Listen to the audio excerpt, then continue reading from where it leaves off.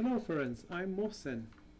In this video series I'm going to show you how to use ROS for your autonomous vehicle applications. For an initial step, I'm going to show you how to use Docker to provide all the requirements to use the ROS in an isolated environment to make sure that you are actually having all the prerequisites for running those nodes and algorithm. So to be actually real quick in this sense, I already provided a Docker file which you can find it here in my repository. Inside the Docker folder there is a Docker file and a how-to instruction.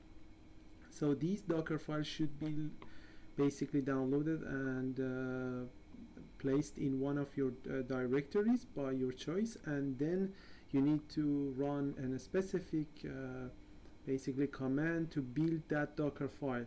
But beforehand you have to make sure that you already installed the Docker. So install the Docker Ubuntu, so you can search about it, and there is a complete instruction how to install the Docker. So for installing the Docker, since I already have the Docker here, so you can see I have already the Docker installed, but if you don't have, you need to go to the installation here using apt, for example. So just follow those instructions, just line by line install those packages, and then, so for example, this is one command, and then last one. But as a last command, you can see here, this is actually the command to install the Docker, and here it's a sudo command for running the Docker. But from now on, if you want to run the Docker without a sudo command, you have to go to the next page, I assume. There is a pre-installation step for Linux, and here you can find some easy step to add the Docker to your sudo user. So from now on, if you add those, and probably you need to restart your computer or reset basically user manager, and then you're able to run the Docker without a sudo command. So after you following those commands, you are able to basically build that Docker file. So I assume you already git clone that Docker file, and inside the folder you have a Docker file. So you can easily open to basically open a terminal in that specific folder and run the Docker build -t and a name which I put ROS2 underline Turtlebot3, and assign a unique ID here, which actually I assume 1.7 something, which is actually different to mine, and then a dot at the end. Don't forget to put a dot at the end, which is really important for building the Docker, and then you need to click on it and it will create the Docker. But just to know what's inside the Docker file, you can see that inside the Docker you have a base, which is the ROS Humble, which we are working with ROS2 version 2, and then there are some kind of different installation of prerequisite. As you can see, I am going to basically talk about ROS2 and Turtlebot3. So I have already included all the necessary packages regarding the Turtlebot3. So you can see we are installing those, and maybe some other prerequisite like the TF transformation, downgrading the setup tools, and those kind of things is already included inside the installation of the Docker. And of course, when you building a Docker, I'm already basically adding those addresses for sourcing, like the address of the ROS itself, and as well some other parameter that should be sourced already, and as well our future ROS2 workspace, which we are going to add it to the bash RC. So those lines are added to the bash RC, and next time when we open a new terminal in the Docker, then they are automatically gonna be sourced. But in any case, if you have other other stuff to source, or you have maybe some other names here like ROS2 workspace, you want to choose your own, you can just select it based on your own and modify them and save it and build it again with a different name. So it will take time, and after it will be built, then you can just check it out in the Docker images list.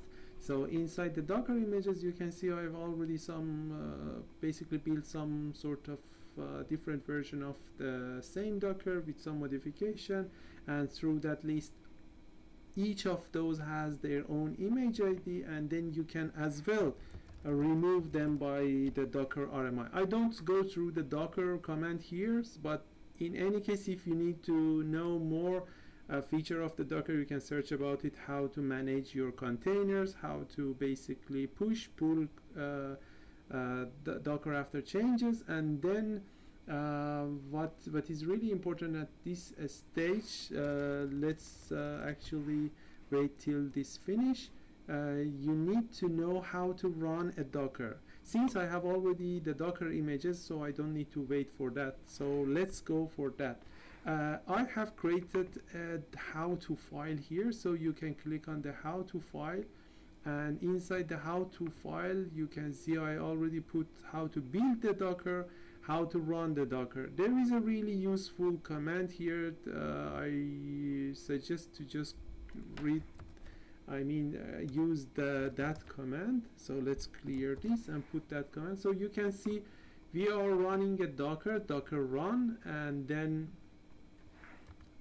basically we are giving some privilege. We're using RM to remove or close the Docker after we close it, and then there are some basically connection or some mirroring of the display. What happened inside the Docker itself can be projected to your host display, and then you can see what's going on. So you have that connection, and as well a virtual basically connection for the hard drive. So what we are going to do later is to connect one of our host machine folder to the Docker folder. Otherwise we don't have that connection. So it is really useful when you have a ROS2 workspace on your basically host machine, and then you are going to use that folder inside your Docker. So you have to create that kind of connection. So right now I have ROS2 workspace in my AutoLab machine, and I want to put it into the ROS2 student, which is inside the Docker. A student is the name of the user that I already defined inside the Docker. If you check out the Docker file, you can see I already put the user as a student. So it will be basically a folder inside the home directory of your machine after running this. So let's try to see if it's actually working. So you can see that there is no ROS2 workspace because I changed some modification and I don't have ROS2 workspace here anymore. But here you can see that I run the Docker. There is a warning here since there wasn't any basically setup bash inside that. It shows me that warning, but never mind, skip that. Right now we have a student inside Docker. So now you are able to run all the commands regarding the instruction, or if you don't have access to the instruction, you can use this Docker for all your purposes, since it has already ROS2 and ROS2 Humble, and it has all the packages for the Turtlebot3. You can use it for other purposes, but for those who have access to the mapping and navigation instruction, they can use and follow the instruction of building the Docker themselves. And another important trick for this session is that whenever you have one terminal open for your Docker, you can check out that Docker PS. We have a running Docker in the background, which his name is infallible Lovelace. So for running this Docker, basically it is already running. For accessing to another terminal in that Docker, you can run the docker exec-lit and then the name of the basically Docker, which I can use tab to fill it automatically, and then at the end put bash. Now you can access to the same Docker with another terminal. That's all for now, and you know already how to use the Docker, how to build your Docker, and how to access with different terminal into the same Docker. Okay, so see you.